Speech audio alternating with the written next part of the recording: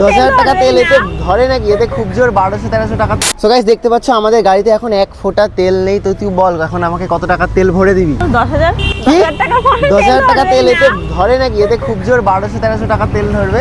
তো অনেক দিন হয়ে গেছে গাইস আমাদের। ফুল ট্যাঙ্কি করে নে না, ফুল ট্যাঙ্কি এখন করবো না, টাকা পয়সা নেই এখন, একটু কম আছে। আমাদের বলেছে যে গাইস 2 লিটারের নিচে তেল রাখতে না। তো আমরা কিন্তু এখানে প্রায় 500 তেল মাত্র পড়ে রয়েছে, তাও কালকে ভরেছিলাম। তো এটা করলে হবে না, গাড়িতে অনেক প্রবলেম হয়। তো আজকে আমাদেরকে 500 টাকা তেল ভরতে হবে। বিয়ে বাড়ি আসলে এখানে ওখানে যেতে হবে, অনেকটা তেলের দরকার, ফুল লিটার ভরতে পারলে, নাহলে পরে আবার ভরে নিয়ে যেতে হবে। টাকা আমারই যাচ্ছে গাইস, ওর টাকা না কিন্তু আমারই যাচ্ছে না। এরপর হচ্ছে ও টাকা দেবে, কিন্তু আজকে আমি 500 টাকার ভরছি। এরপর বিয়ে বাড়িতে তুইও তো ঘুরবি।